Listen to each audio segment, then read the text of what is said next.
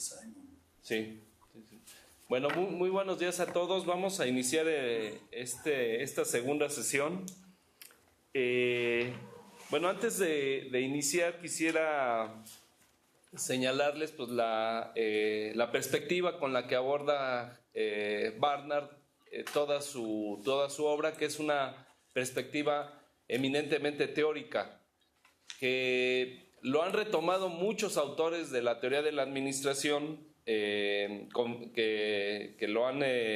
lo han citado. Entre ellos, pues yo creo que el más importante es Herbert Simon, y algunos autores que lo han tomado también desde una perspectiva práctica, pero eminentemente Barnard tiene su objetivo es claramente teórico, es con fines explicativos. Y seguramente lo vieron ustedes cuando estuvieron leyendo estos dos primeros textos de Barnard. Pues sus fines son eminentemente explicativos, no tiene ningún interés en plantear algunas cuestiones prácticas o técnicas de la administración o de la organización. Entonces tenemos que abordarlos bajo esa perspectiva, ¿no? Para iniciar esta sesión quisiera justificar o plantear algunos elementos de su obra de Barnard. En estas dos primeras textos, el del prefacio y la introducción, vemos a Chester Barnard que trata de aclarar los ámbitos de estudio en los que va a abordar su obra y una directriz conceptual importante, que es fundamentalmente qué va a entender por organización. Para eso nos sugerimos un texto de Jorge Ríos que me parece que da pistas muy claras y muy lúcidas acerca de qué vamos a entender cuando abordemos la cuestión de los estudios sobre las organizaciones, que se abren diferentes subdisciplinas como él lo menciona, pero que podemos ubicarlas dentro de los estudios de Chester Barnard. Particularmente se le ha catalogado como un teórico de la organización, como ya lo señalamos la semana pasada. Evidentemente que todos los autores de cualquier disciplina, pues ellos no tratan de fundar alguna escuela o corriente de pensamiento. Y Chester Barnard pues es un ejemplo de que pues en realidad él no le interesó fundar alguna escuela. Simplemente, los que lo ubican dentro de una corriente o como precursor de una corriente, pues generalmente son autores que ya no están tan relacionados con él o están relacionados, pero que finalmente lo ubican dentro de una corriente, pero pues el autor en sí mismo que propuso esa explicación, pues no se propone fundar ninguna corriente, ¿no? O escuela. Como lo podemos ver en estos dos textos de Barnard, podemos advertir que no es propiamente, no aborda propiamente teoría de la administración, aunque pues hay traslapes, como bien lo señala Jorge, hay traslapes que nos permiten ubicarlo desde esa perspectiva, desde la teoría de la administración. Me parece que su perspectiva es más amplia, que a veces incluso tiene connotación sociológica sus estudios, incluso a veces de carácter politológico. Entonces como también lo señala Jorge, el objetivo de la teoría de la administración es la explicación de todas las acciones encaminadas al logro de objetivos. Esa sería la delimitación de la teoría de la administración, todo lo que esté encaminado al logro de objetivos. Obviamente que pues muchos de los elementos que están en la teoría de la organización y de las organizaciones pues están encaminadas al logro de objetivos. Pero a veces no es tanto así, no es el objetivo de Chester Barnard. Y un ejemplo es el texto que vamos a ver la próxima semana, que se refiere al individuo y a la organización, que hace un análisis de cómo se inserta el individuo dentro de estos espacios de acción. Entonces, ahí no sería propiamente, el objetivo no sería orientado a fines, sino que sería una visión mucho más amplia de la organización. Lo que hace Chester Barnard es tratar de identificar los diferentes elementos de la organización. Como ya lo advertimos la sesión anterior, pues eso lo podemos ver en el módulo, en el eje temático 3, cuando aborda diferentes características de la organización, entre ellas la autoridad, la especialización, la decisión, la forma en que los individuos toman decisiones, etc. Entonces, su estudio está encaminado hacia allá, hacia la identificación, hacia el análisis de los elementos dentro de la organización. Y también, como lo advierte Barnard, se va a referir a todo tipo de organizaciones, no únicamente organizaciones con fines lucrativos como son las empresas o las industrias, sino que aclara, eso sí lo deja muy claro, que se va a referir a todo tipo de organizaciones. Y eso lo podemos encontrar, esta amplitud de estudio en la página 6 y 7 del texto en inglés y en la página 25 en el texto en español. Ahí plantea claramente que su idea es ver a las organizaciones en su generalidad. Barnard establece dos justificaciones para el estudio de las organizaciones, que me parece que es lo que le permite emprender todo su estudio. Una justificación es que, según su perspectiva, que existe una explicación universal de la organización, que hay elementos comunes en todo tipo de organizaciones. Y lo plantea en términos de que, no lo dice textualmente, pero lo plantea inicialmente, que en el estudio de las organizaciones, hasta cuando él escribió esta obra, que fue en 1938,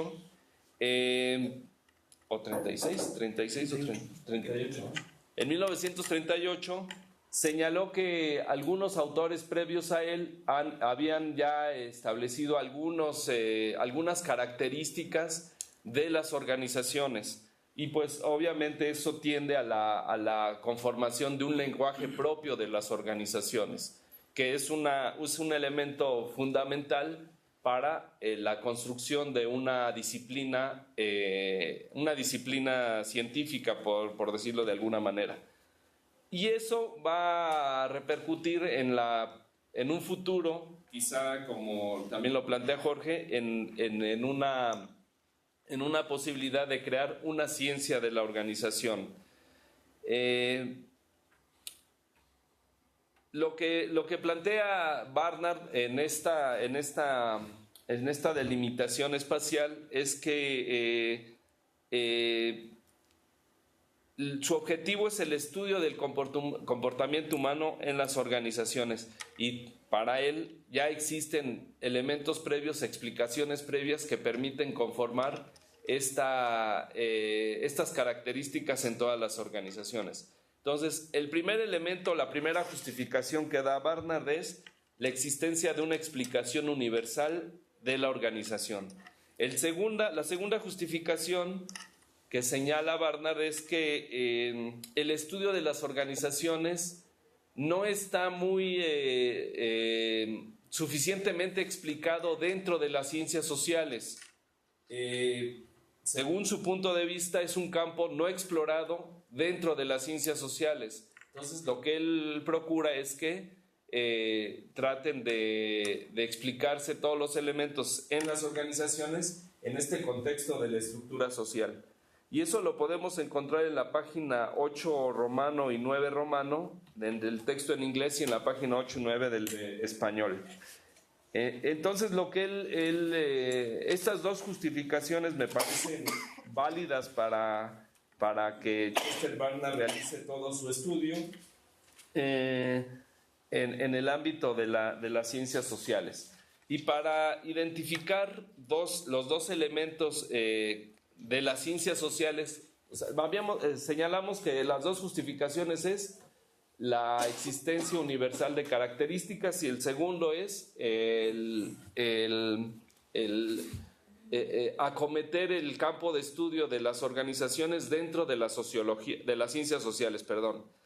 Y dentro de esta segunda justificación establece dos conceptos importantes que repercuten directamente en las organizaciones y que para él sería la justificación primordial para pensar en el estudio de la organización. Uno es la coordinación.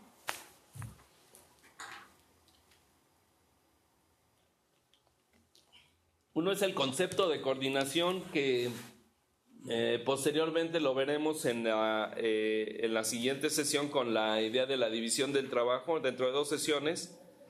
Y el otro concepto es el concepto de decisión, que está relacionado directamente con el de la autoridad, y que Herbert Simon pues dedicó toda su obra prácticamente para el estudio de la decisión. Entonces, los dos conceptos que están fundamentando el campo de estudios de la organización es la coordinación y la decisión, que me parece dos elementos de suma importancia, tanto para el estudio de la organización como para el estudio de la administración.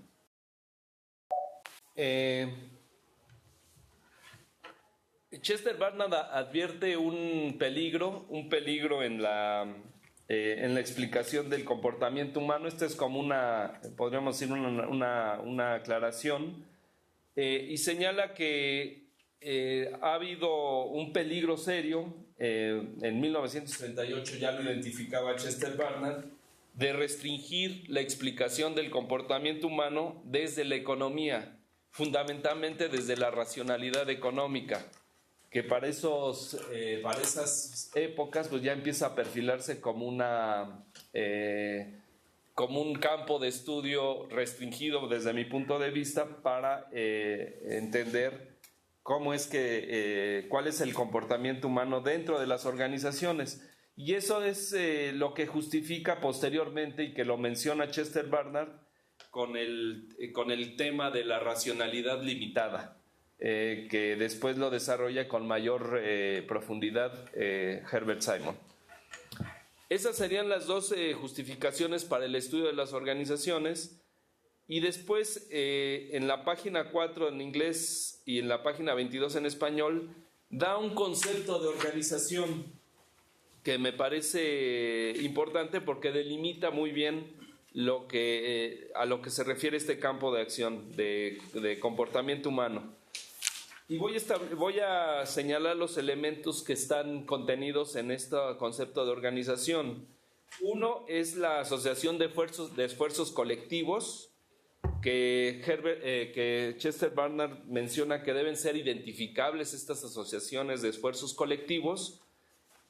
Un aparato administrativo, que me parece que se deriva todo esto de alguna manera de la teoría de la burocracia de Max Weber. La necesidad de cooperación, que todos los elementos que interactúan en esta organización estén interrelacionados, y la perspectiva de una finalidad. Estos son los elementos que yo identifico para entender el concepto de organización.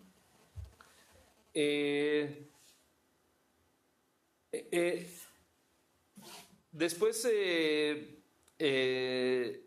lo que vamos a encontrar en Barnard en general, y aquí apenas lo alcanzamos a ver muy someramente, es que va a ver la organización desde diferentes perspectivas de análisis.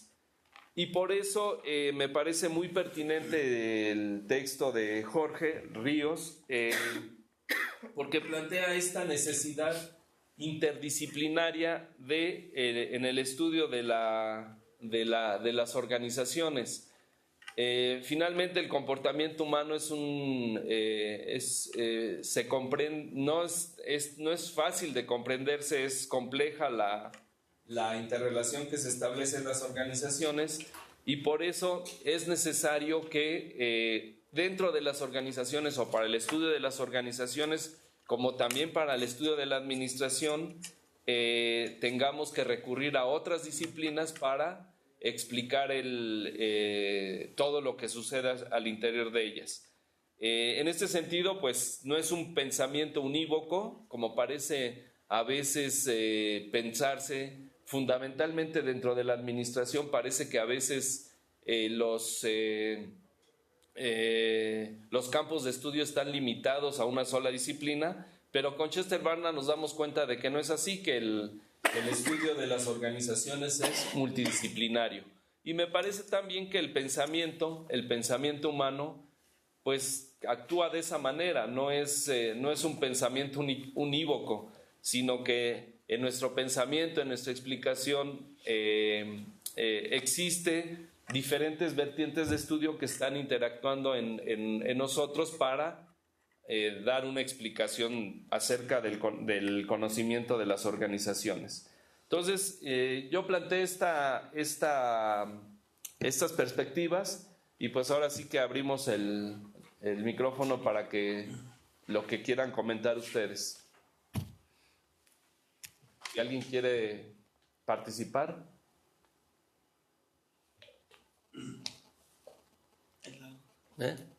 Digo, el autor del artículo. A ver, Oscar, por favor. Bien. ¿Qué tal se me escucha ahí?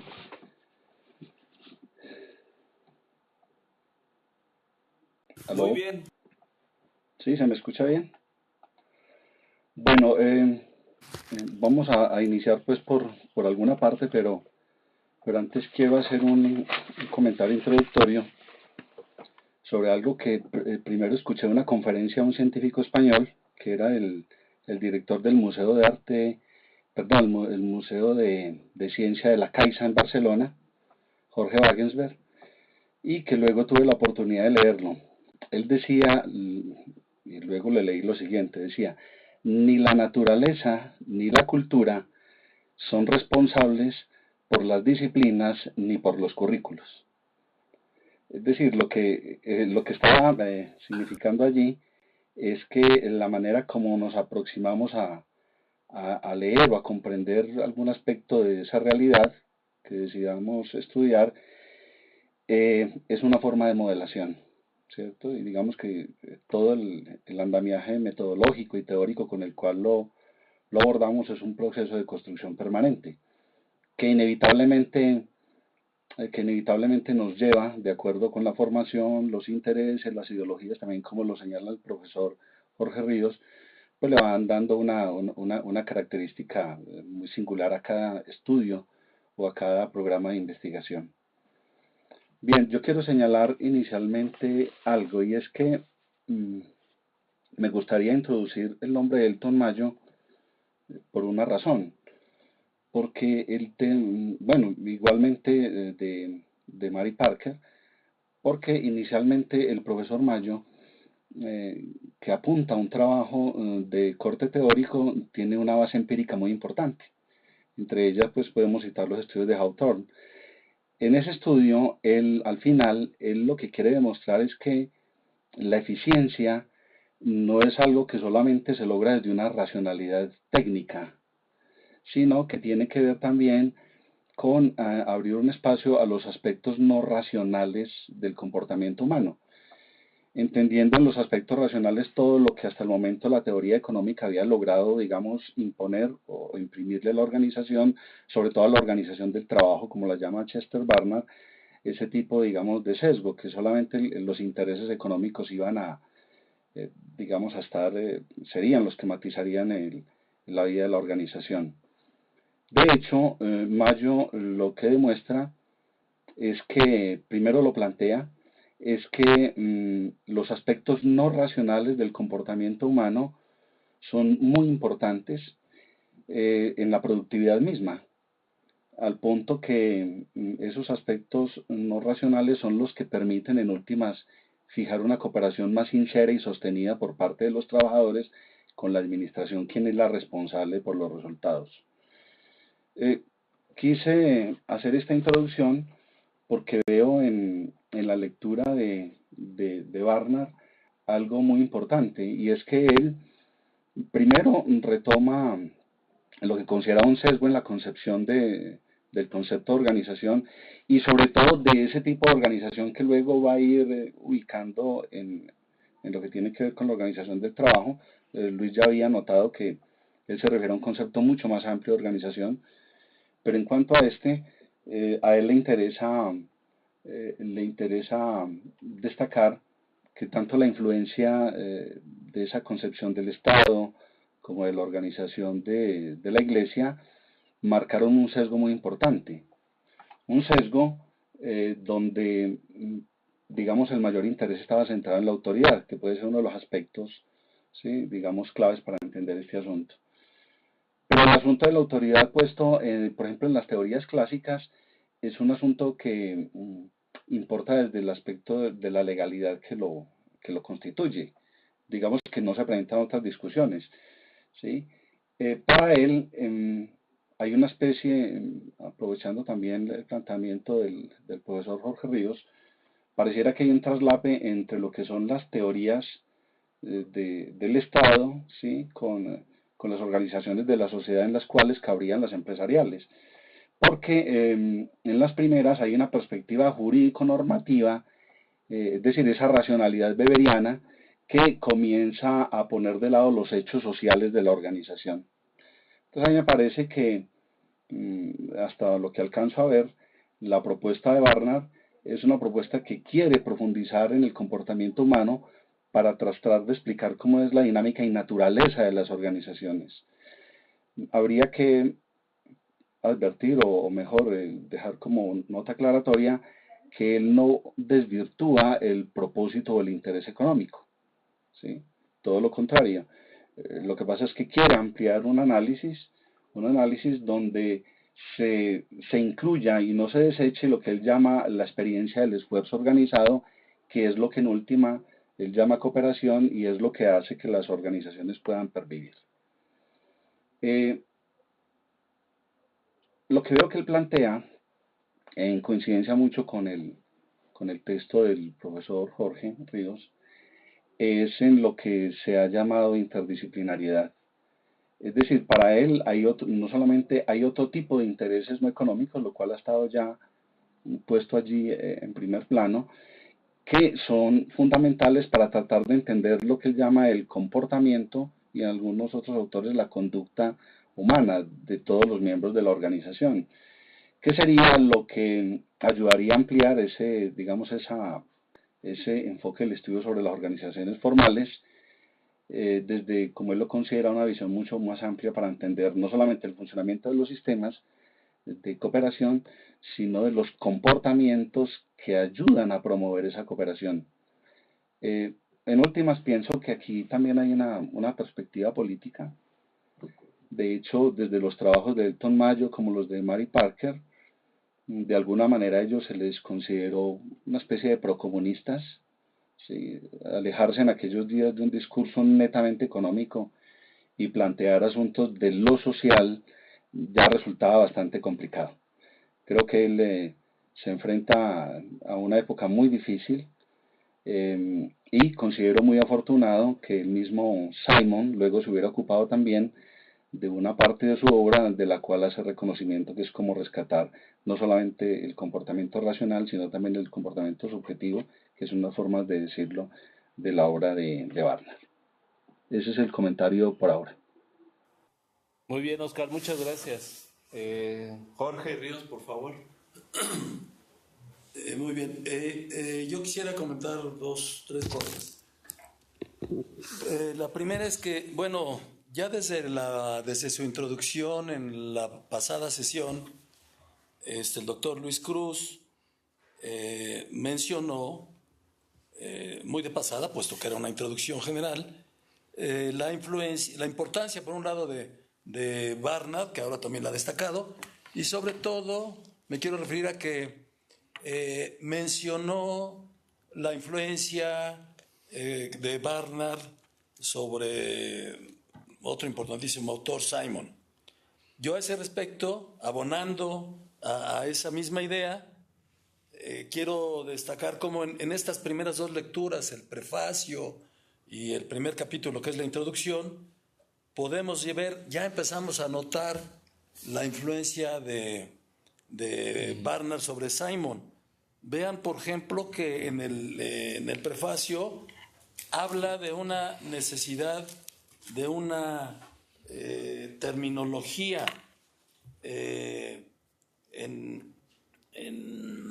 el texto en inglés está, y probablemente también en el de español, que no lo he señalado exactamente, en el segundo párrafo, ya ven que son párrafos muy largos.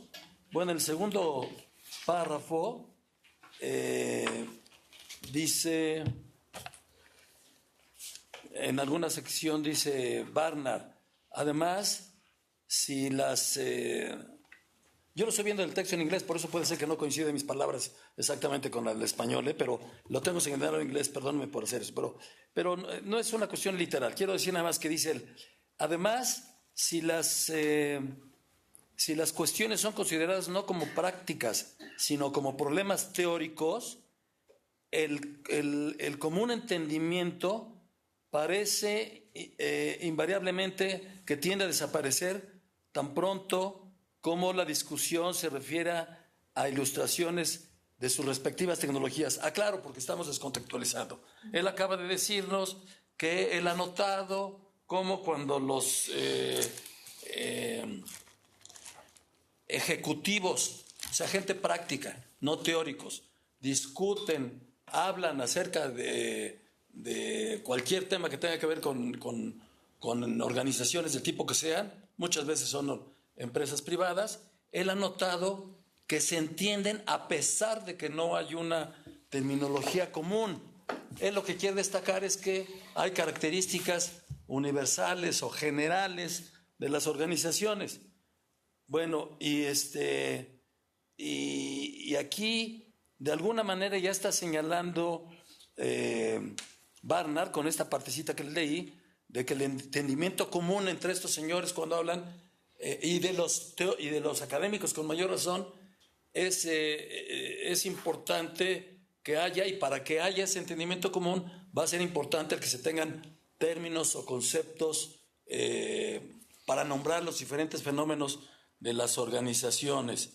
Él ya señalando ahí, es necesaria una terminología propia y hay que empezar a desarrollarla, porque recordemos que Barnard está diciendo esto en 1938 y todavía es muy, muy incipiente la terminología tanto administrativa como organizacional, es decir, terminología propia de la disciplina para explicar fenómenos organizacionales y administrativos. Y si ustedes recuerdan Simon, también al comienzo de su famosa obra, El comportamiento administrativo, él dice que su objetivo en esa obra es contribuir a la construcción de un vocabulario, de una terminología que permita describir o explicar lo que son las organizaciones y su administración. Entonces ahí está, ahí yo notaría en esas primeras palabras, en las primeras páginas de la obra de Simon, que está él retomando esta idea de Barnard. En ese momento él no cita a Barnard. Sin embargo, recordarán también, y eso lo señaló Luis Cruz también en la sesión pasada, que Simon, muy al comienzo de su obra, me parece que es en la introducción, en donde le da un crédito muy, muy importante a Barnard, diciendo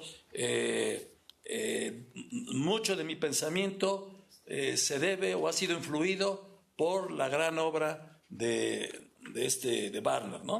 Bueno, ese es por un lado. Otra cosa en que se nota desde el prefacio y la introducción de Barnard, la influencia o conceptos que luego toma y profundiza en ellos Simon, es cuando habla de la necesidad del estudio de los procesos de coordinación y de toma de decisiones. También lo mencionaba hace rato ya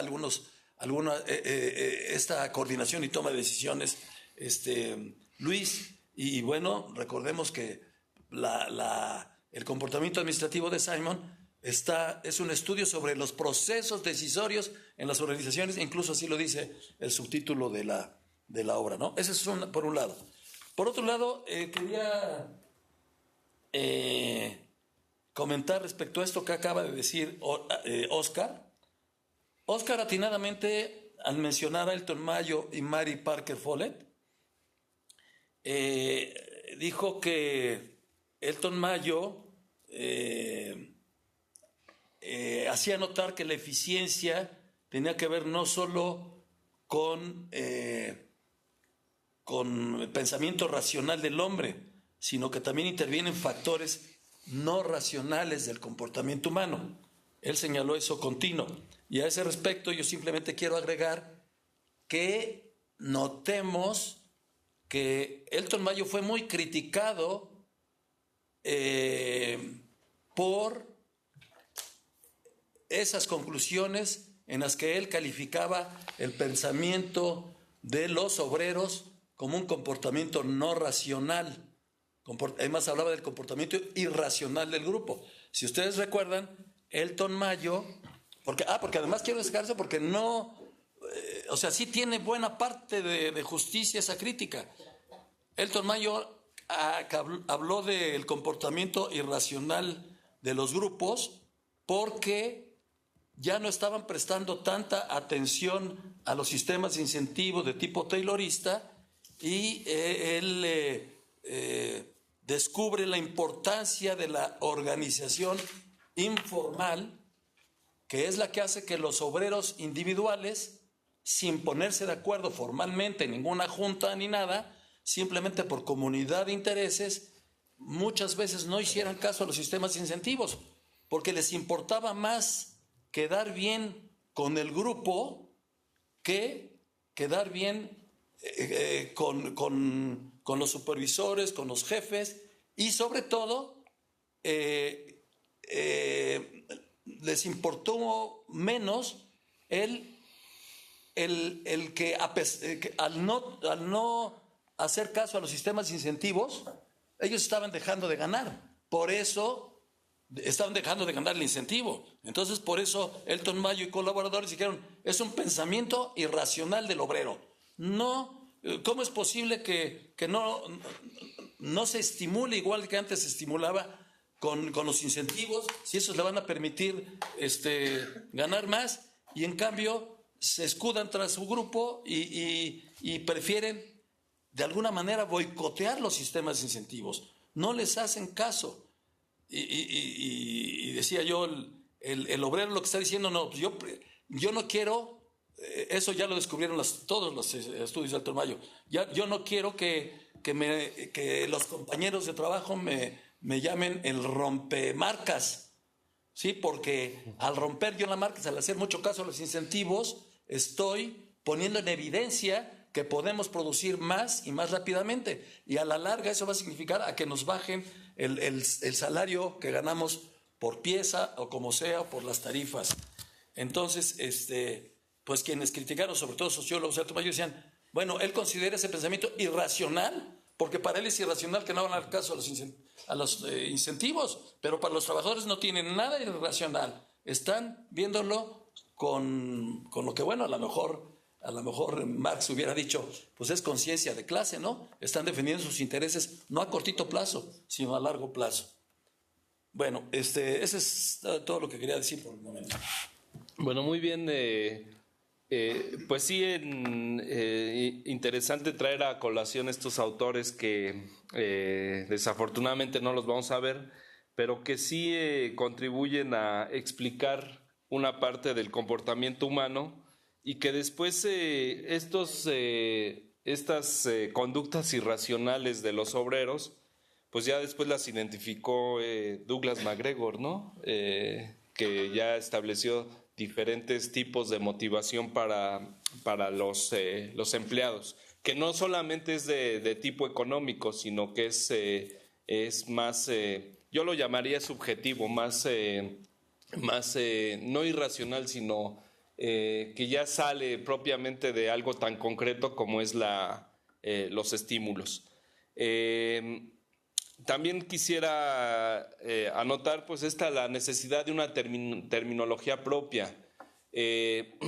Barnard en su texto no dice propiamente que ya se hayan hecho, ya se hayan construido conceptos. Está en la página 8, en el texto en español, y en el del inglés está... déjenme ver. Hay dos personas que... Ahorita les doy la palabra a los de Cali, pero déjenme puntualizar esto porque creo que es en la 8 también, 8 romano. En inglés y en español está en el 8 arábigo. Y dice precisamente que ya Barnard identifica que existe una tendencia a construir una terminología, pero él lo plantea como opiniones, apreciaciones, así como todavía en construcción, todavía para esa fecha, para esos años, pues no hay algo concreto de una terminología propia. Está en la página 8, es la última idea del primer párrafo que viene de la página anterior. Entonces, desde ahí ya Barnard pues empieza a identificar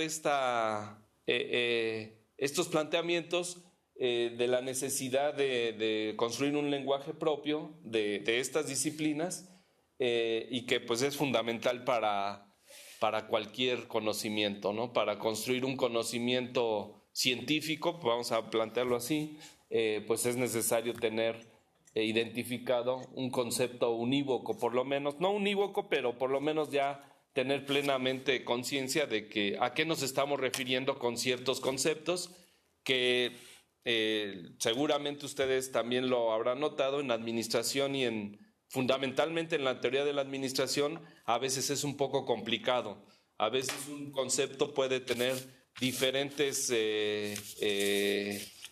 perspectivas, diferentes interpretaciones, y pues la tendencia es que sea unívoco, ¿no? Que tenga una referencia clara hacia la explicación unívoca. Bueno, tienen la palabra allá en Cali. No los alcanzo a ver bien. No sé quién levantó la mano. ¿Álvaro? Bueno, tienen la palabra en Cali.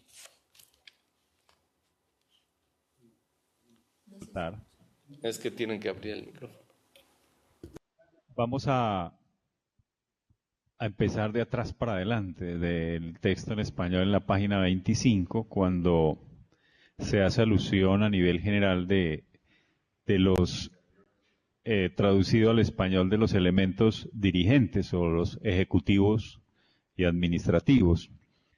Llama la atención ese poder participativo que genera el autor de diversas personas. Ejemplo, dice aquí que los elementos dirigentes encargados de atención, gestión, vigilancia y administración en las organizaciones, que no solamente son ejercidas por altos empleados de las organizaciones, sino por todos aquellos que están en situación de intervenir en cualquier grado. También aclara, y eso es algo que me parece elemental para poder hacer el análisis de la organización y de quiénes son los responsables de direccionar o de dirigir el rumbo de las mismas, cuando dice también que hablar de las funciones administrativas es hablar en modo general de la ocupación predominante de la mayor parte de las personas que están relacionadas con la dirección o la administración. Y él aclara, dice que no quiero restringir con títulos convencionales o con definiciones especiales de la palabra dirigente. Pues de ahí que la traducción como elementos dirigentes o como ejecutivos, pues diríamos desde el autor que no tiene pues mayor preponderancia o mayor importancia. De una u otra forma, él es claro en decir que no solo los altos cargos son los responsables de la dirección de la organización, sino en su conjunto todos aquellos que están en capacidad y que tienen la oportunidad de responder dentro de ella. Luego me sigo devolviendo y en la página 22 del texto en español hace un poco de alusión a la definición de organización. ¿Sí? Y en esta definición podemos encontrar nuevamente su inclusión a diferentes organizaciones. Casi que podemos decir aquí o entender Jesús, con el... discúlpame que te interrumpa, ¿nos puedes decir exactamente en qué párrafo está? Estamos en el segundo párrafo. En la página 22 hay un párrafo largo. Le precede un segundo párrafo que inicia con la palabra por ahora. Las organizaciones convencionales mejor se pueden describir que definir esmeradamente.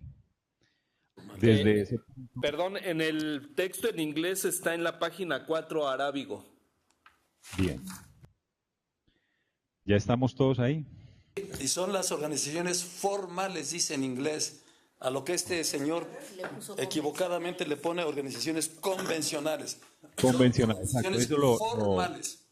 lo habíamos ya discutido en la sección pasada de esa alguna desviación de los términos.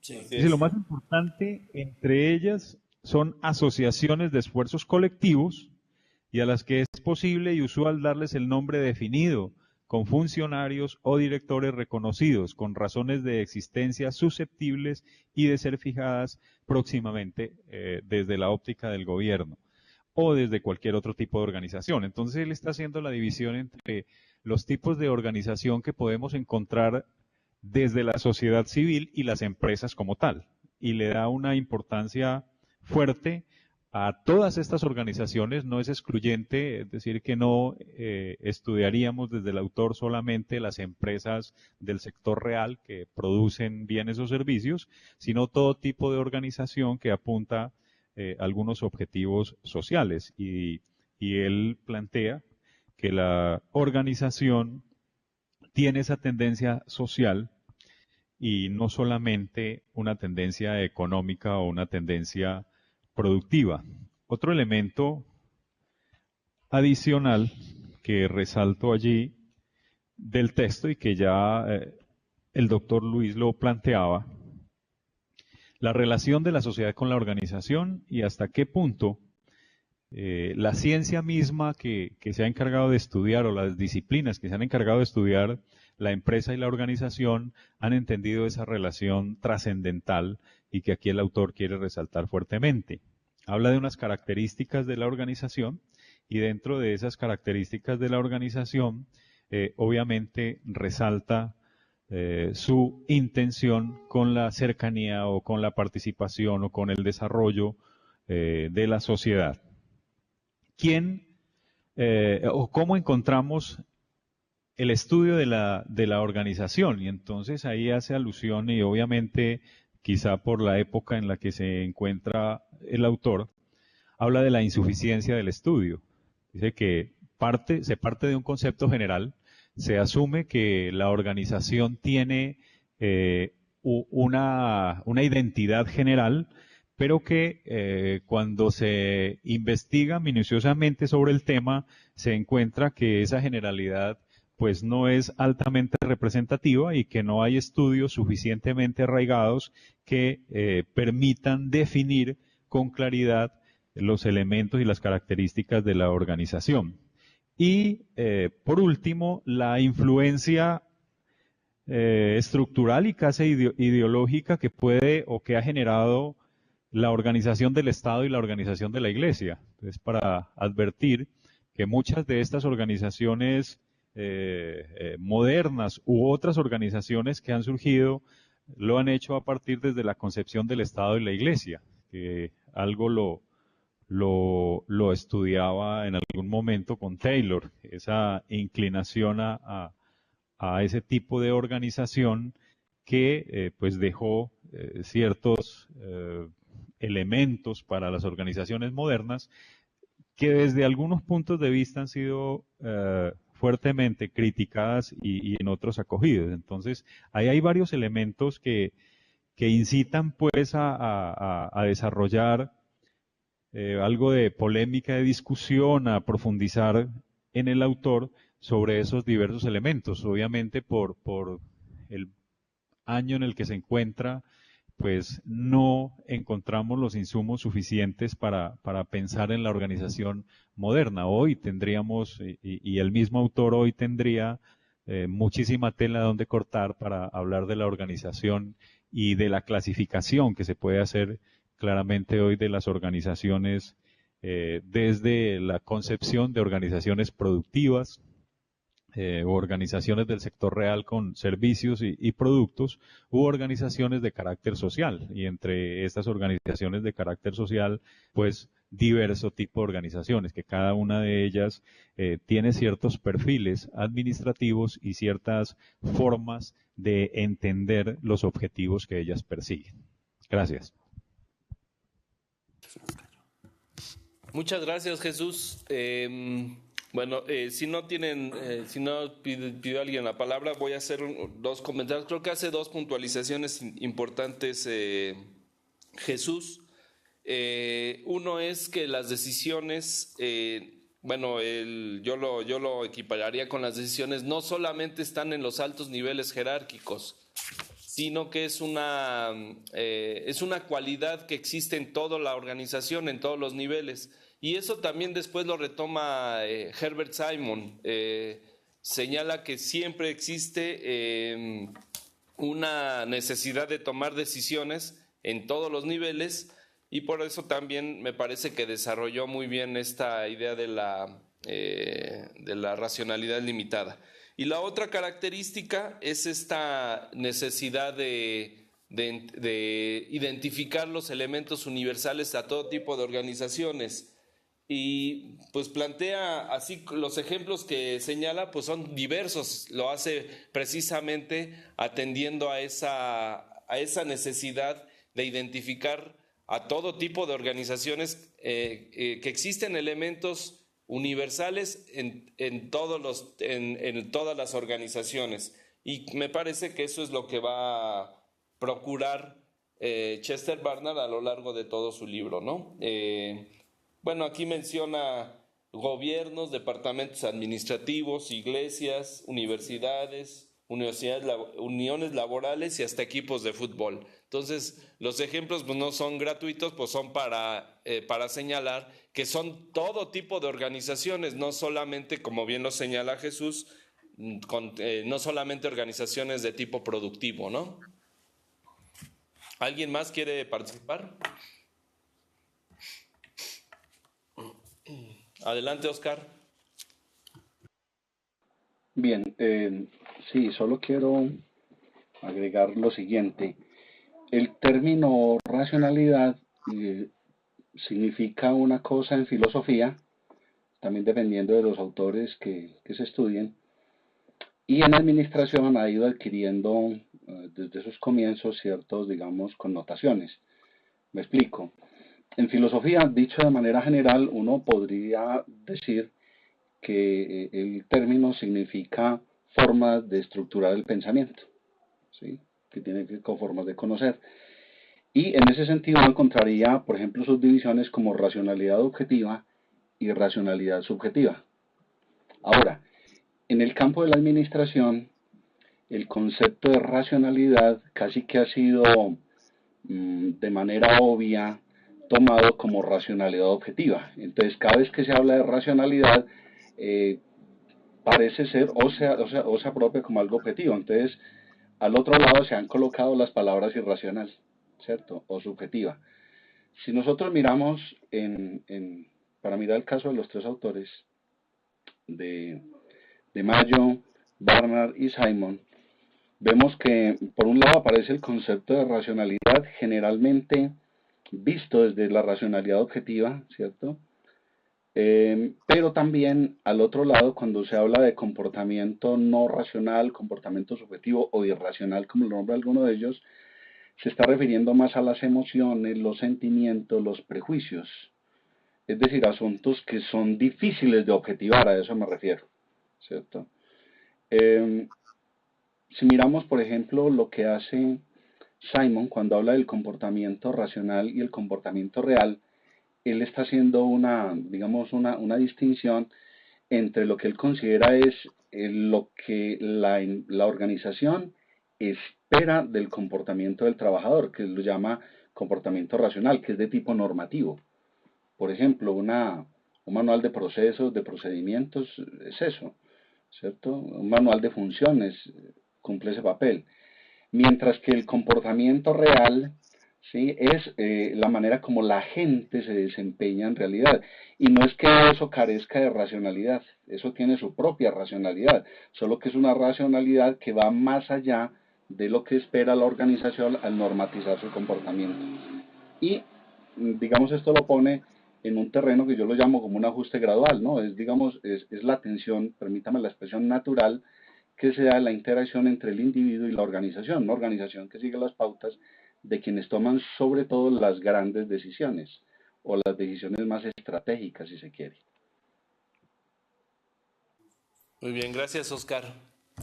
Pues seguramente por eso que señalas, pues Elton Mayo señaló que era una racionalidad, era una irracionalidad lo que estaba planteando el obrero al no atender a los estímulos económicos, sino a otro tipo de estímulos, ¿no?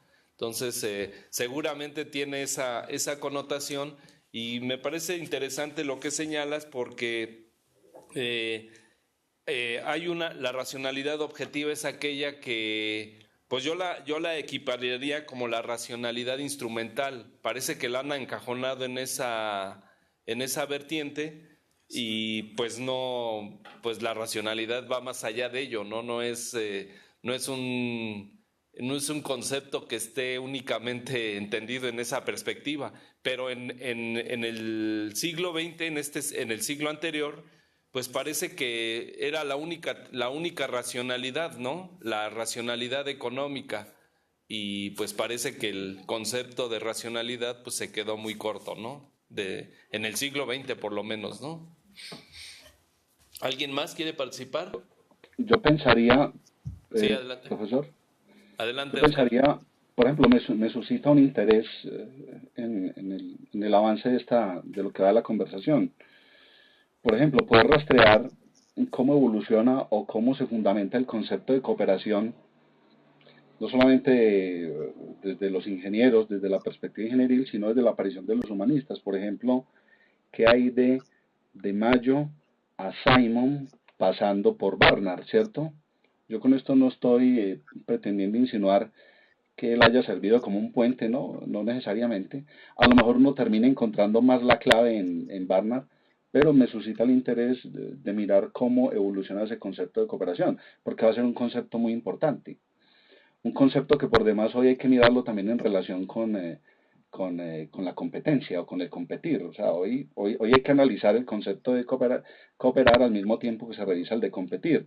De la misma manera que uno analiza el concepto de estrategia con el de estructura, ¿sí?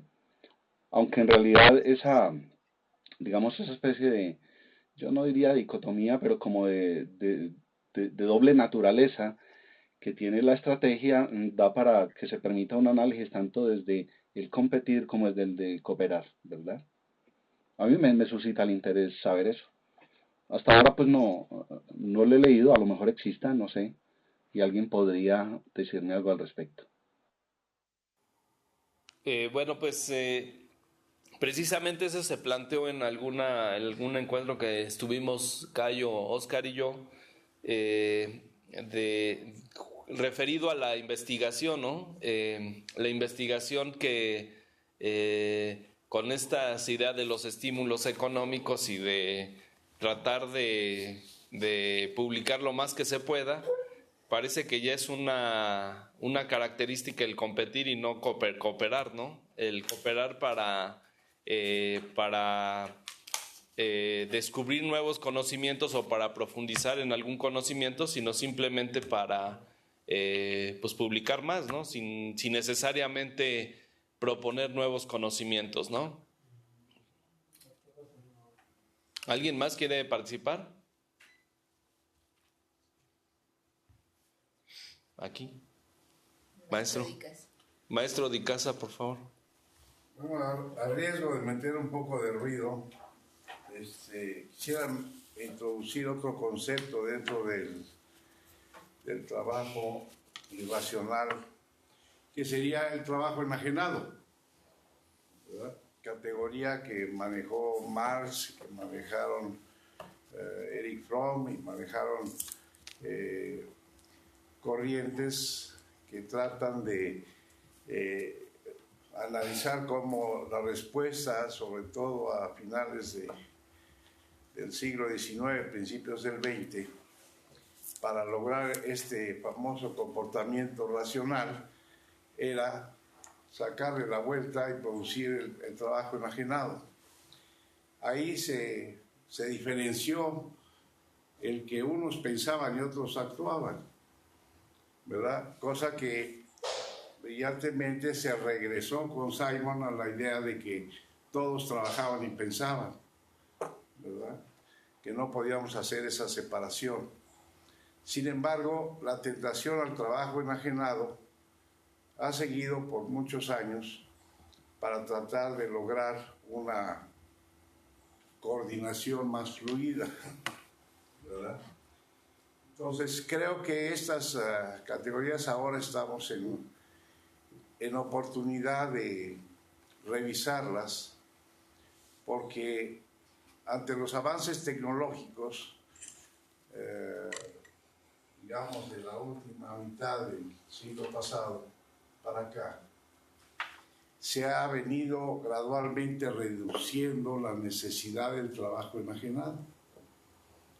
Antes era más necesario porque había trabajos que hacía el hombre que no respondían a la naturaleza del hombre, que las debería hacer una máquina. Ahora, afortunadamente, con la cibernética, pues ya existen las máquinas que pueden hacer sus trabajos. Entonces, el trabajo enajenado, digamos que gradualmente va a ir desapareciendo. Y eso ha creado problemas actuales de otra índole. Pero sí, aquí en la discusión entre, digamos, siguiendo esa línea de Mayo, Bernard y Simon, el trabajo enajenado está presente y para muchos se originó en la alta especialización, en el taylorismo, y ahí arranca la idea de organizar el trabajo, aunque la gente no piense lo que está haciendo, ni tenga capacidad para mejorarlo, ni participación en la forma de mejorar su trabajo, sino que tiene que acatar exactamente lo que establece la organización formal. Nada más quería mencionar. Muy bien, muchas gracias, maestro. ¿Alguien más quiere participar?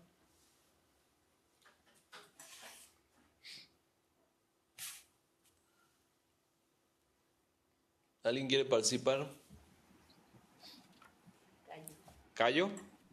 Sì, Adelante. apenas la publiqué en el chat público una sugestión para que consolidásemos un archivo con todas las notas y referencias externas que estamos utilizando en este seminario. Si pudiésemos hacer eso, sería muy importante para todos compartirmos nuestras notas, nuestras anotaciones de cada una de nuestras lecturas. O sea, lo que quieres es que tengamos... O de alguna forma un consolidado, un archivo o directorio compartido para que nosotros podamos indicar lecturas complementarias. Ah, perfecto. Sí. Perfecto, Como sí, esta que Oscar recomendó. Sí.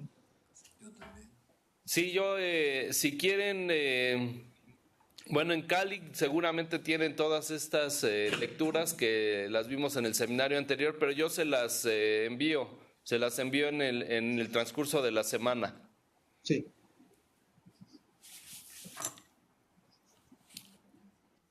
Sí, adelante. ¿Quién quiere participar? Una pregunta Sí, adelante, Oscar. para el profesor que habló ahora. No alcancé a escuchar bien su nombre ni muy nítida lo que dijo porque estaba un poco lejos. ¿Me recuerda el nombre del profesor? Esteban de De la Icaza. UNAM. ¿Cómo, Esteban de perdón? Icaza. Esteban de Bueno, Icaza. es para hacerle una pregunta. Como no escuché por completo, quería preguntarle si el trabajo imaginado es una categoría económica, sociológica, o de qué orden es esa categoría, o si es una forma de él hacer el planteamiento.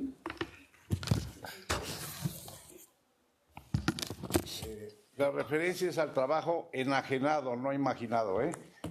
Ah, correcto, sí. La Enajenado. enajenación en el trabajo, Muy que pues tiene descripciones, como decía yo, desde el taylorismo y es apreciado y digamos, señalado muy puntualmente por Erich Fromm en su psicoanálisis de la sociedad contemporánea, ¿verdad? Y también lo señala Herbert Marcuse y lo señalan desde luego Marx y Althusser y los estructuralistas, ¿verdad? Correcto. Digamos, es una corriente que viene de ese tipo de el estructuralismo y la psicología, ¿verdad? Pero lo que yo trataba de proponer es que se diferenciara el trabajo irracional del trabajo enajenado, marcando dos tendencias. Una que es a detectar lo que es irracional en el trabajo y de lo que es realmente una corriente que busca enajenar al trabajador para que éste acate puntualmente las instrucciones de la organización formal. Muy bien, gracias. Adelante, Jorge. Sí, ampliando un poquito la intervención del maestro Esteban de Icaza en relación a la duda de Oscar, este concepto de trabajo enajenado también ha sido traducido como trabajo alienado, se habla de fenómeno de la enajenación o la alienación. Él ya mencionó autores muy importantes que lo han tratado, y entre ellos señaló a Marx. No soy experto en el concepto, pero me parece que es Marx el primero, o al menos uno de los primeros que se vale de este concepto, y entiendo que hay un gran debate acerca de su interpretación, porque el fenómeno de la enajenación o alienación que se da respecto al trabajo del obrero implica pues propiamente como que dos significados de enajenar. Nosotros sabemos que enajenar implica que algo que es de alguien ya no es de ese alguien. Por ejemplo, cuando hablamos de enajenar un bien, es como vender un bien, ¿no? Pero en el concepto que me parece, no estoy seguro, que es de origen marxista, esa enajenación se refiere al trabajo que le es quitado al trabajador, al obrero, como parte de su jornada de trabajo, y que hay un trabajo extraordinario que él realiza, que es o el plus trabajo, que es el que es adicional que durante la jornada hace una parte de trabajo que sirve para pagar su propia manutención y la manutención de la clase obrera. Pero hay una parte de la jornada en la cual se produce el plus trabajo, de cual se derivará la plusvalía, y eso es lo que es tomado por el capitalista. Y en ese sentido se está enajenando trabajo del obrero. Pero también está el sentido de enajenación en el sentido emocional o psicológico. Ya mencionó el maestro Esteban de Casa que Fromm, ¿dijiste que Fromm? Fromm es otro de los que trata este concepto, muy probablemente, no sé, no he leído nada de esto en Fromm, pero me supongo que él debe de abordar más todavía ese aspecto de la enajenación en el sentido de ya una afectación sobre la salud mental del individuo, y así es que decimos que alguien está enajenado, en el sentido de que ya está un tanto fuera de sí, ¿no? Bueno, quería plantear eso con todas las dudas del caso, por no ser experto en el asunto. Sí, y además... ¿A quién?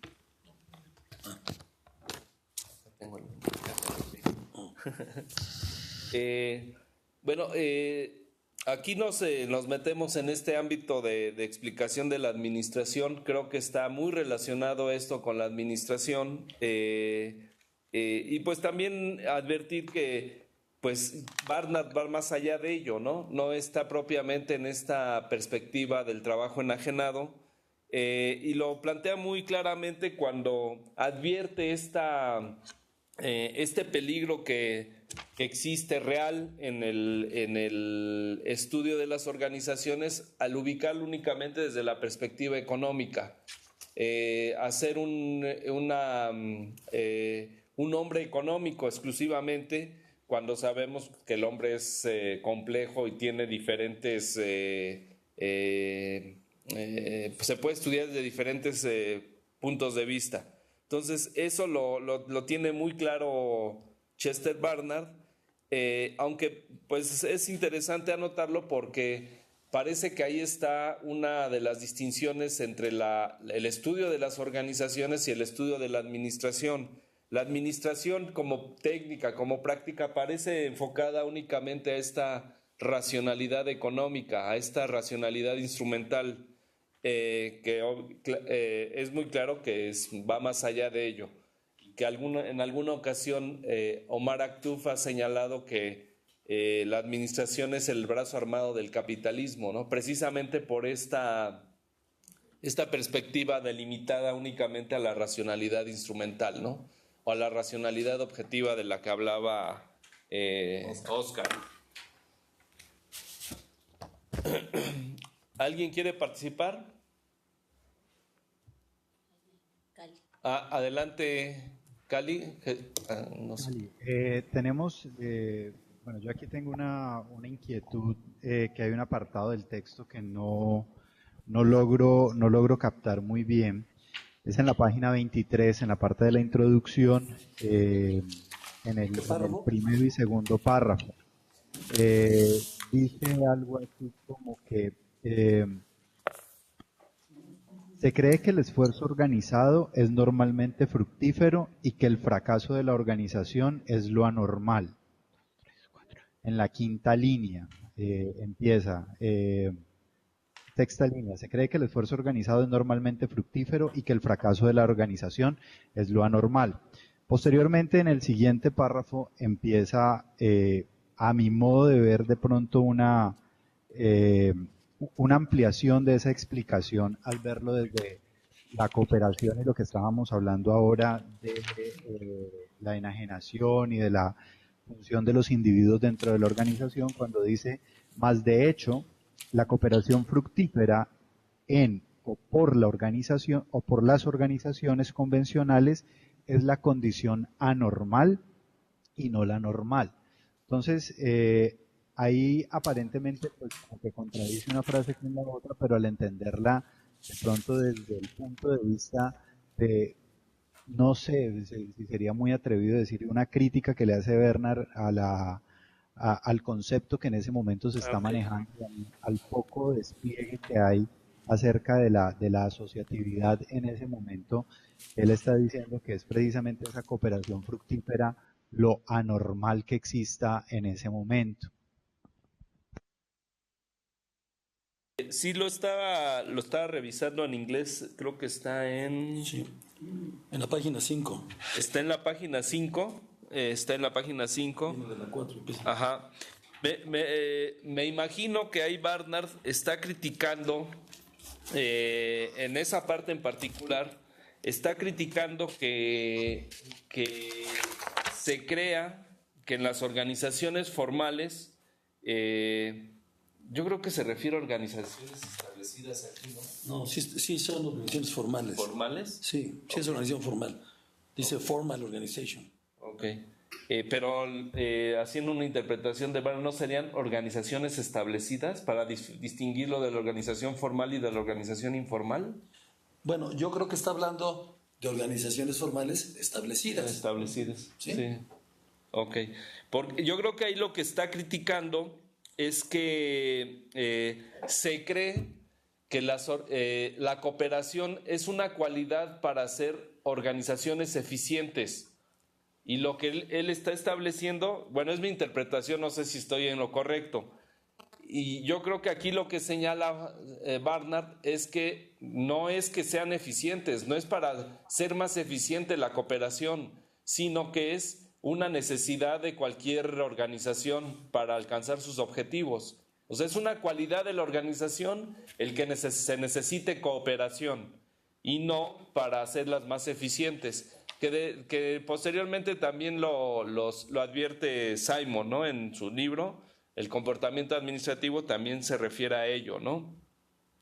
Adelante, Jorge. Sí, yo quisiera decir que a mí me parece que la interpretación correcta es que Barnard simplemente quiere destacar que estamos muy acostumbrados a considerar que todas las organizaciones que vemos son exitosas en lo que se refiere a la cooperación y que no estamos tomando en cuenta que muchas de las organizaciones fracasan, muchas de las organizaciones viven una corta vida. Okay. y que no, cuando vemos una organización, una gran organización, empresa privada, organismo público, lo que sea,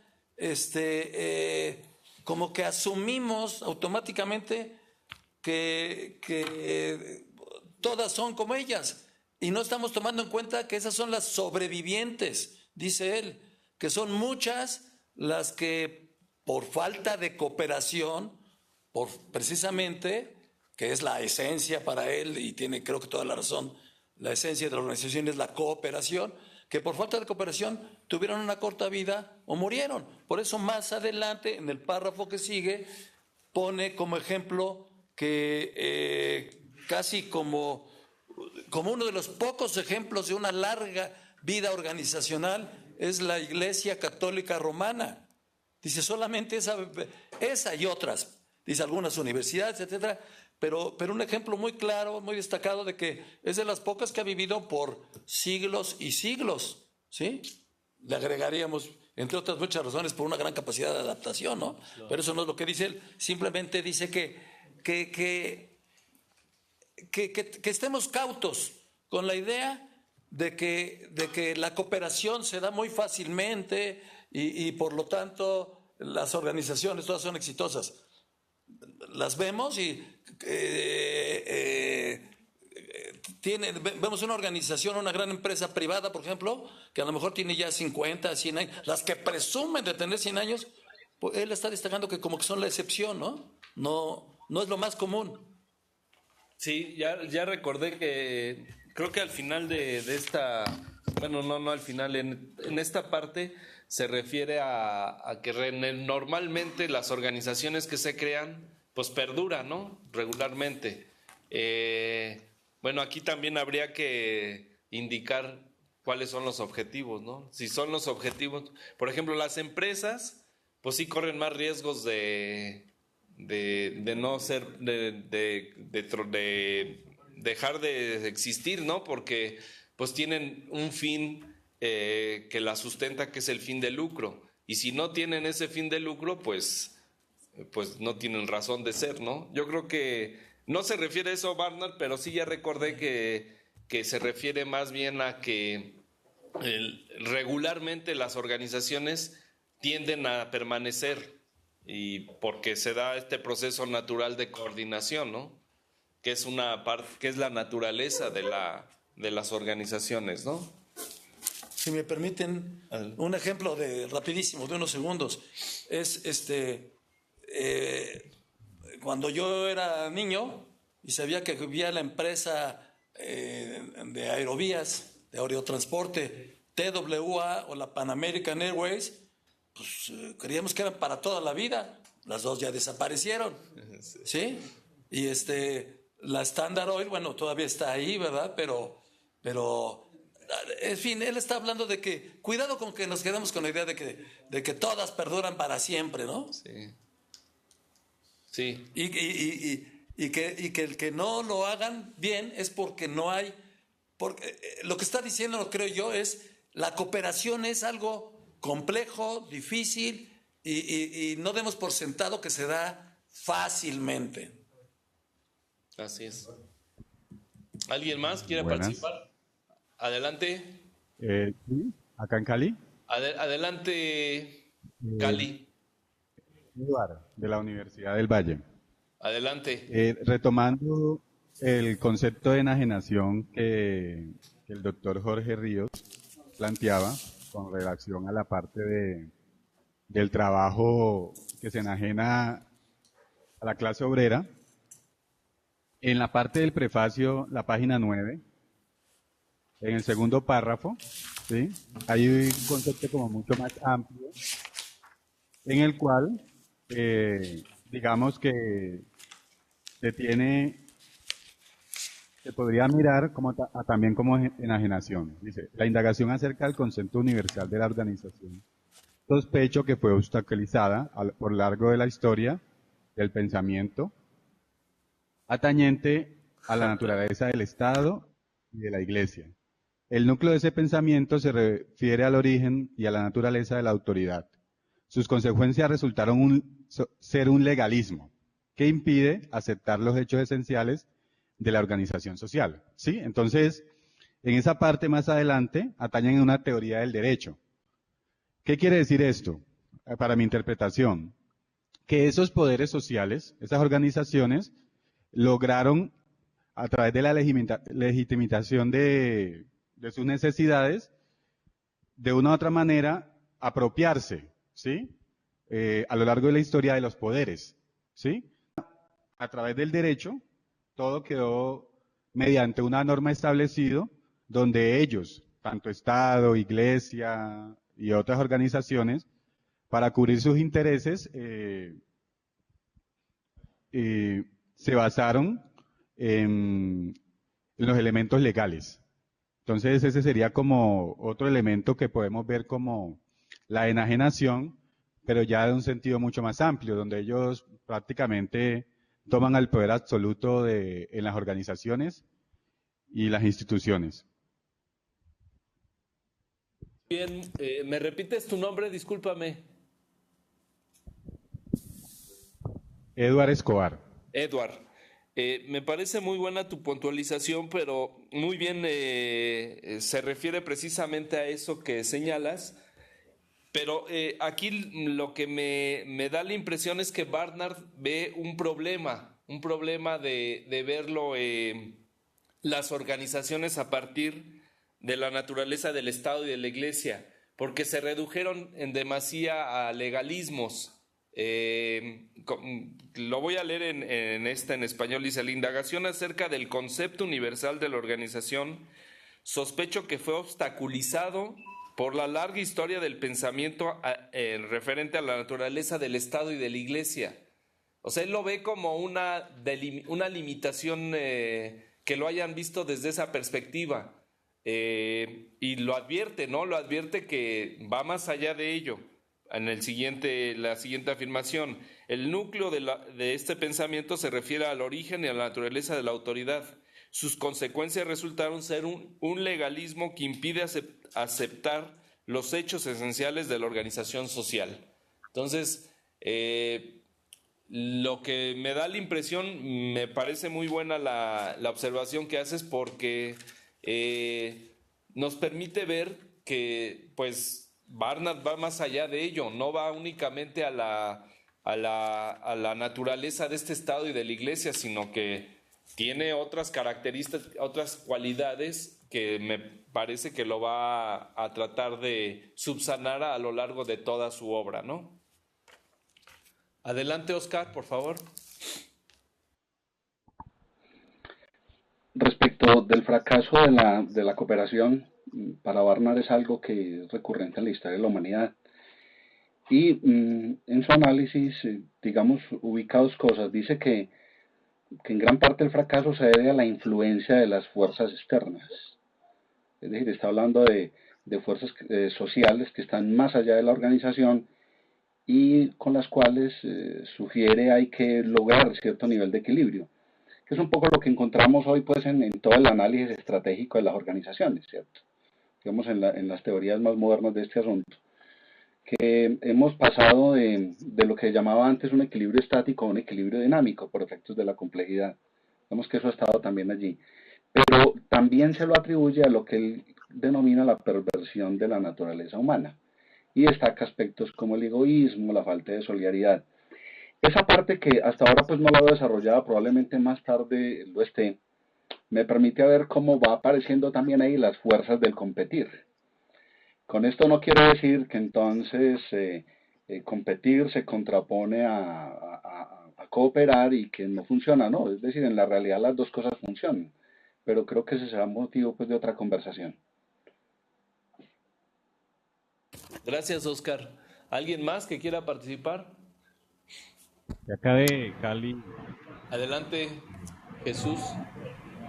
Hay un elemento allí que hemos estado discutiendo sobre esa diferenciación entre organizaciones productivas y productoras y organizaciones más de carácter social, y esa casi que afirmación que plantea el autor aquí, donde dice que la cooperación es más un fracaso que una sobrevivencia, pero también advierte la necesidad de esa aparición y desaparición de las organizaciones. En la página 23 de esta traducción al español, en el segundo párrafo, terminando el segundo párrafo, cuando él viene precisamente hablando de la cooperación, de la idea que generalmente tenemos que la cooperación es fructífera y que definitivamente vemos que es no tan cierta, que hay muchos fracasos en esos sistemas de cooperación, y él lo asume como una realidad y lo asume también como una necesidad. Dice ahí al finalizar el segundo párrafo de la página citada, dice que de modo semejante se reconoce que la existencia de una población no implica necesariamente longevidad, sino meramente un equilibrio de una repetición constante entre defunciones y nacimientos. Así que nos advierte allí que cuando estamos en el mundo de las organizaciones, no es el objetivo central del contexto social organizacional, no es la eternidad de la organización, sino precisamente el cambio, asumir nuevos roles, asumir nuevos perfiles, innovar y crear a partir de esos cambios y de la innovación nuevas organizaciones. Entonces, por eso lo que decía el profe allá en México también, que son muy pocas las organizaciones que tienen 100 o 200 años, que realmente las organizaciones son más bien seres vivos que mutan, que cambian, que se transforman permanentemente y que de hecho cierto equilibrio social y económico depende que estas organizaciones aparezcan y desaparezcan, o que aparezcan unas y aparezcan unas nuevas. Ese era mi comentario. Muy bien, gracias, Jesús. Buenos días. Adelante. ¿Eres? María Fanny. Fanny. Adelante, Fanny. María Fanny. El María me gusta más que el Fanny. Bueno. Pues María Fanny. O María, nada más te dejamos. Sí, me gusta más María. María Bueno, Fanny. perfecto. Bueno, Es yo más quiero hacer un bonito. aporte con respecto al fracaso en la cooperación. Definitivamente para que las organizaciones puedan tener éxito o puedan tener una buena cooperación y una longevidad, es necesario también estudiar el estilo de liderazgo de los dirigentes de estas organizaciones.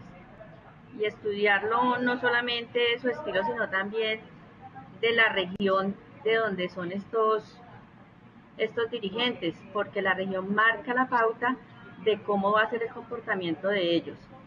El profesor de la Universidad del Valle, que estudia las organizaciones y los emprendedores de aquí del Valle del Cauca, profesor Aurelio Ordóñez, nos dice que definitivamente hay que estudiar las regiones para saber cuáles son los empresarios exitosos, y los empresarios que de pronto han tenido un éxito son, por decir algo acá en Colombia, los antioqueños, porque son pujantes, son regionalistas, entonces ellos han tenido una longevidad buena. Pero definitivamente para mirar otra cosa que quería aportar acerca de la toma de decisiones, que fuera una toma de decisiones no vertical, sino más bien horizontal, también está por el estilo de liderazgo de los dirigentes. Si el estilo de liderazgo de los dirigentes es democrático y participativo, pues todos los estamentos o todos los niveles de la organización pueden tomar decisiones, y esto hace que la organización sea más fructífera. Gracias. Gracias, María Fanny. ¿Alguien más que quiera participar?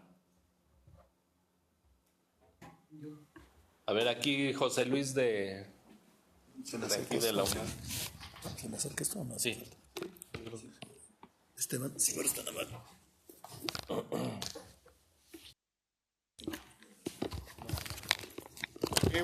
Buenos días a todos, Colombia y Brasil.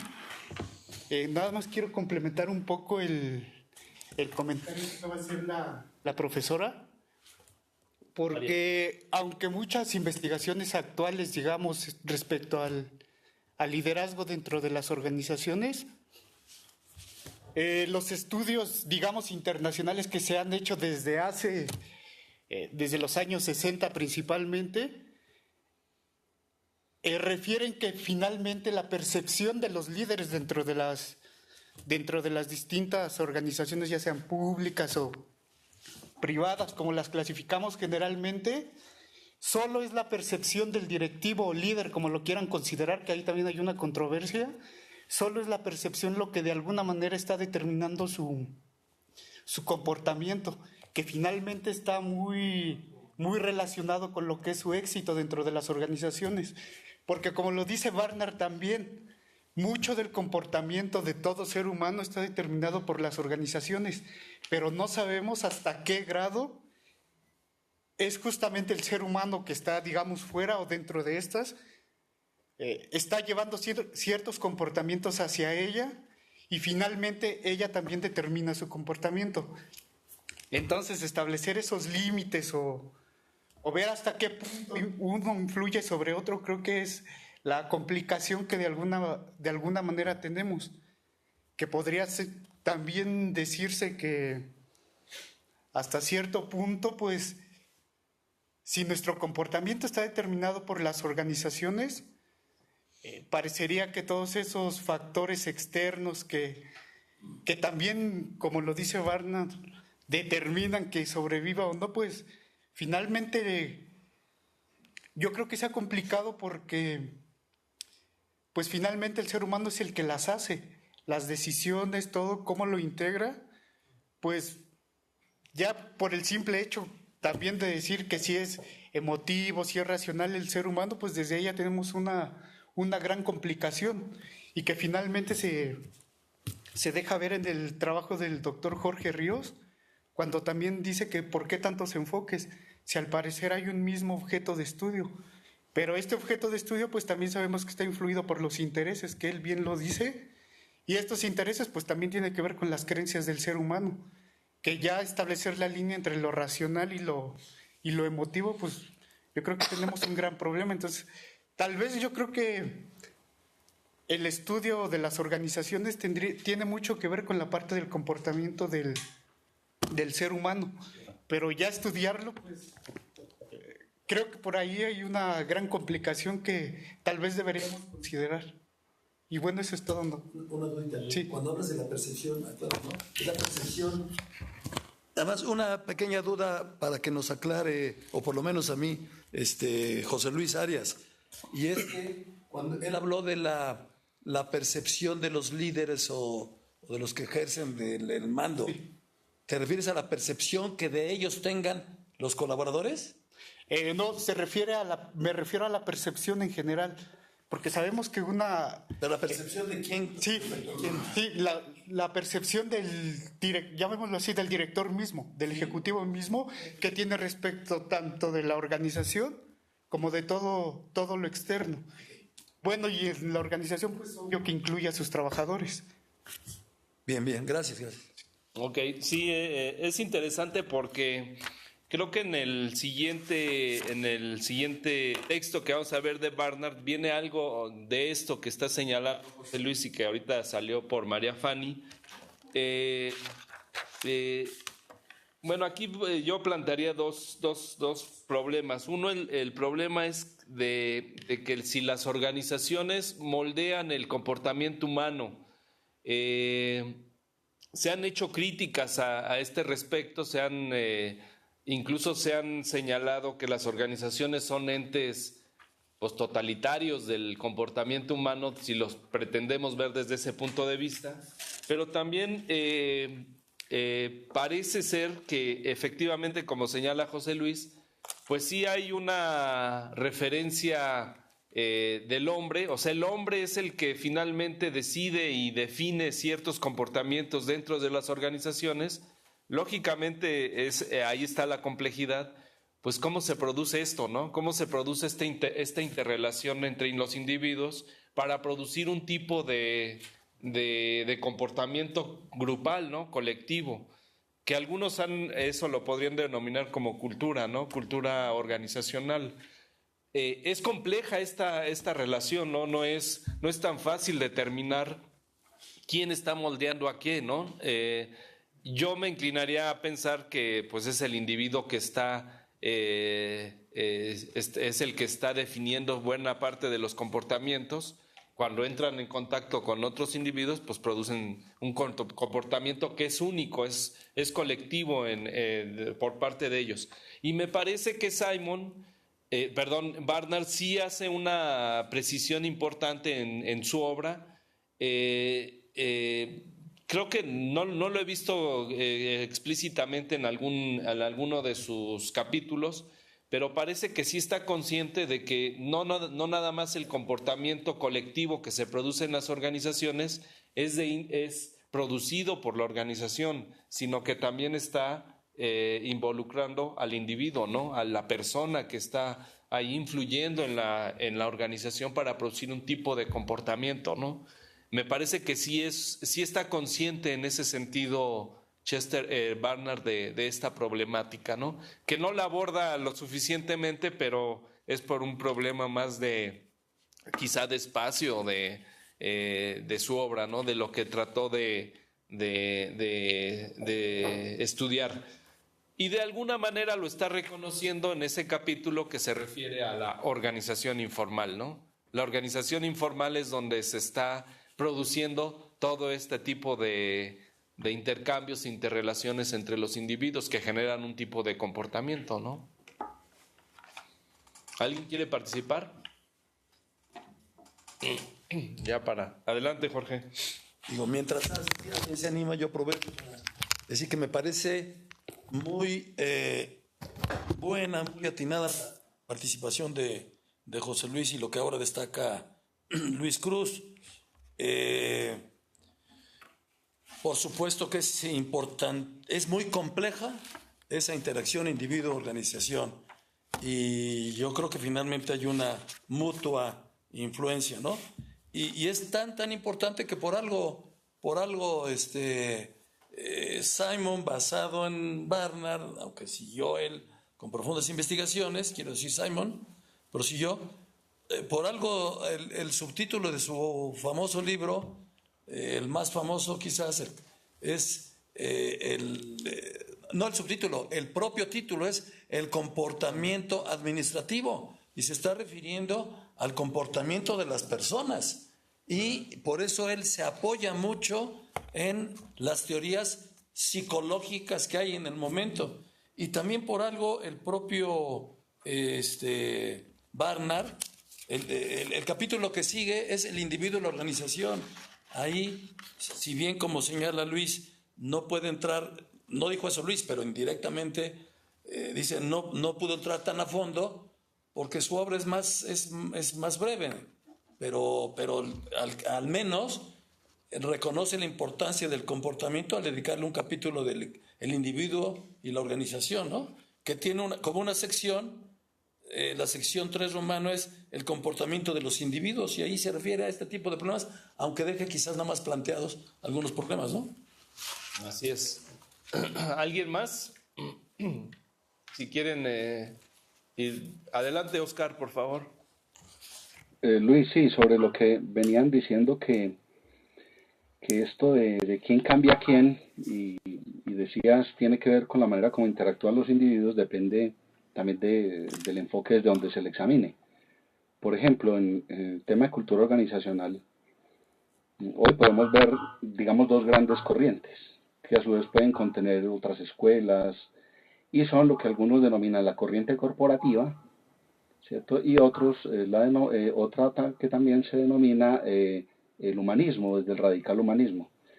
En la primera, digamos, los directivos se arrogan el derecho de moldear la cultura de la organización, es decir, de definir los valores, ¿sí? De objetivarlo y tomar decisiones al respecto. Y digamos que hay más de unos referentes estructuralistas y funcionalistas, ¿cierto?, de la sociología, que también están en la antropología.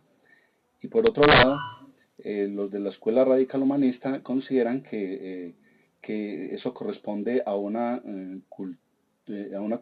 cultura donde hay una creación colectiva de realidad y pertenece más a las vertientes simbolistas de la antropología. Pero depende de dónde se le mire. Ahora, la teoría administrativa tiende a ser en eso mucho más, digamos, mucho más determinista, si se quiere, ¿cierto? Pretende ser más universalista, mientras que los estudios organizacionales hay muchos más relativismos, ¿sí? Y no hay afirmaciones tan, digamos, tan universales como las que se encuentran en la teoría administrativa. Sí, incluso por ahí hay un texto de Omar Aktuf y Alan Charlat de Cultura Organizacional, en donde hacen una crítica a la forma en que se concibe en algunas partes la cultura organizacional, que es esta imposición de comportamientos, pero tendiente a la producción. Y finalmente ellos señalan que pues no, el individuo es mucho más que eso, no es un individuo exclusivamente productivo, sino que es más, pues es más social, más psicológico, más antropológico, tiene que ver con mucho más elementos que están ahí interviniendo en el comportamiento del grupo, ¿no? Multidimensional. Así es multidimensional, sí. Entonces, yo no conozco mucho de cultura organizacional, pero ahí hay una crítica puntual, ahí la podemos encontrar en Omar Aktuf y Alan Charlat. Yo creo que otra posibilidad de como explorar posibles explicaciones a esto de quién moldea a quién es también ser conscientes que, por ejemplo, desde unos enfoques mucho más prescriptivos, el individuo debe de adaptarse a las condiciones o a lo que establezca la organización, ¿cierto? Que buena parte fue y sigue siendo la lucha de muchos teóricos, algunos de los cuales hemos nombrado, el mismo Mayo, Barnard y el mismo Simon, ¿cierto? Pero hoy, también por efectos digamos, de las revoluciones o los cambios en el pensamiento filosófico que directamente tienen que ver con la ciencia, Hoy, por ejemplo, desde la complejidad, hablamos no de adaptación tanto como coevolución de las estructuras de un sistema, en este caso sujetos que pertenecen a una organización, ¿cierto?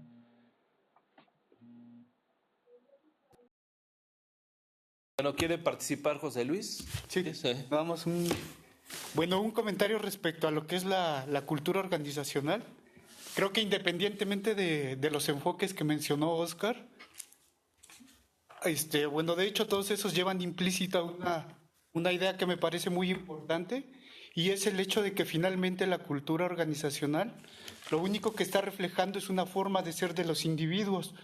Por eso es que la cultura organizacional, como lo dicen todos los enfoques, es muy variada, y como dicen, de hecho varía incluso entre los departamentos de una misma empresa. Entonces creo que esa es la idea central, independientemente del enfoque con que se quiera ver. Eso es todo. Muy bien, gracias José Luis.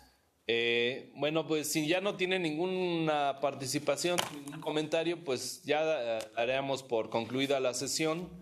Y la próxima semana estarían presentando Ingrid y Diego de la Universidad Cooperativa de Cali. Y pues bueno, nos veríamos la próxima semana.